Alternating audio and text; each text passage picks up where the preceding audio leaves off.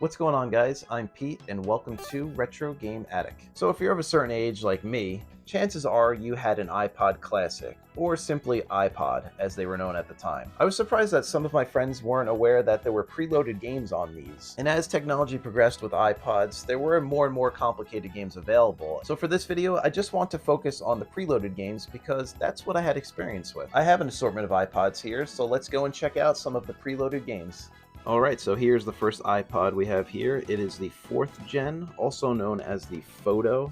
20GB model. I just picked this one up at a yard sale a few weeks ago. I think I paid $15 for it, and I threw a replacement battery in there, so I'm all in for about 25 bucks. So I think it was a pretty good deal. But this one was kind of a big deal when it came out. I think it was around 2004, 2005. So we'll navigate through here, and games are in extras, games. So it's equipped with 4 games from the factory, and these are the most iconic to me because I played these a lot back in the day. So the first we have Brick. It's just your typical Breakout clone, and it controls with the click wheel. And it's actually pretty responsive and intuitive. Like, this is a great game to play and adapt this control method to it. And I spent a lot of time back in the day on this one, just messing around. No music, of course, but you could play your actual music that's loaded in the iPod while you're playing this game, which was pretty cool. I was never too good at this game, though, despite how much I played it.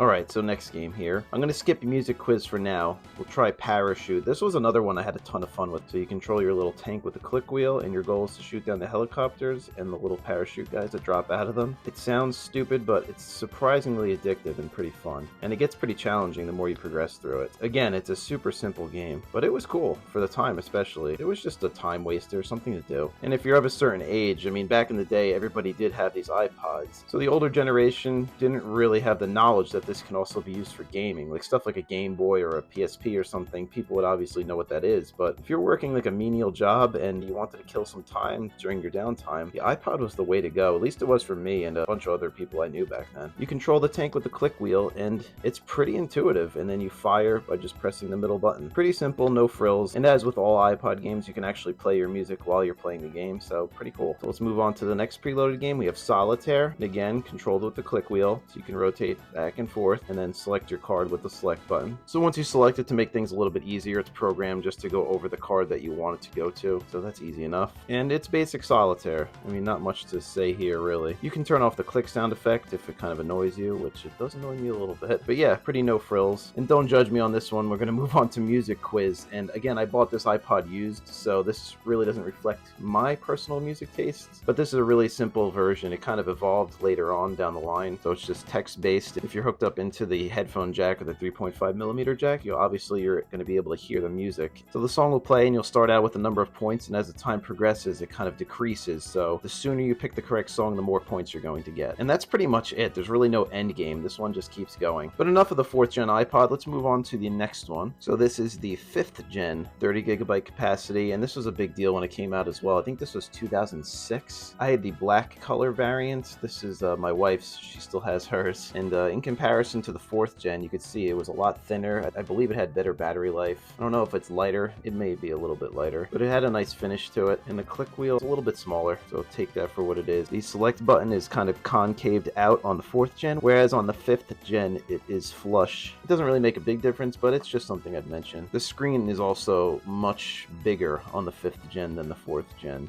So it's definitely a little more ideal for playing games on. So let's check out the games that are preloaded on the 5th gen iPod. So we'll go to Extras, Games. So we have the same exact selection of games as the 4th gen. So we'll start out with Brick. It is pretty much identical to the 4th gen iPod. It's just another Breakout clone. This one, I don't know if it's just me, but it seems to be moving a little bit faster than the 4th gen. It's going to be hard to play both of these at the same time, but let's do a little quick comparison. Yeah, you can see the ball in the 4th gen moves pretty slow. The 5th gen seems a little bit more fun to play, at least to me. So next up on the 5th gen, we'll check out Music Quiz. And as you can see, it's exactly the same game as the 4th gen. So yeah, literally the same exact thing. Obviously, you're going to want to play it on the 5th gen just because of that slightly bigger screen. But overall, it is the same exact game. So let's move on to the next one and try out Parachute. Again, it's just about the same game as the 4th gen Parachute, and it kind of goes without saying, but I'll say it anyway, that larger screen makes all the difference with this Parachute game. Like on the 4th gen, those parachuters are pretty small, although your bullets seem to travel faster in the 4th gen, so that's a little bit interesting. Alright, we'll move on to the next one. And last up, we have Solitaire, and again, it is exactly the same as the 4th gen version. So if I had to pick and choose which iPod to play out of these two, I'm obviously going to go with the 5th generation, mainly because of that larger screen, and there's probably better battery life if the battery in this one was up to snuff, which it's not. I actually have to play with it plugged in. But yeah, these two have the exact same games. Like I said, there's slight differences. Brick in the 5th gen seems to be faster than the 4th, and then Parachute in the 5th gen seems to be slower than the 4th gen, which is kind of interesting. The 4th gen, like I said, the bullets travel pretty fast. It probably doesn't make that much of a difference, but it's just an interesting observation. But enough about these older ones. Let's move on to the final iPod here. This is a 6th gen, also known as the iPod Classic. Now, this is my personal one I've had since new, and comparing it to the 5th gen, it's pretty much the same. It has like a metal or aluminum shell that is quite nice to the touch versus the 5th gen. The screen is definitely a little more vibrant, but overall pretty much the same form factor. 80 gigabyte capacity. I think this also came in 120 and 160 gigs, but don't quote me on that. So let's navigate through and check out the games on this one. Now it tells you the amount of times that you've played these, which I did play these a lot more. I've reset this iPod a few times during my ownership, so this is since the last time I reset it. So here's iQuiz, which is essentially the same thing as Music Quiz. I think there's also movies on this one as well. And this one's a whole different beast. Like, this feels like more of a real game versus the older iPods. And we'll try a new game. So you have an assortment of games you can pick from here. There are 2 music quizzes, a movie trivia, and a TV show trivia. Let's try music trivia. It takes a minute to load here, but you can see there's a little bit of like a GUI interface, and it feels just a little more fleshed out. She blinded me with science.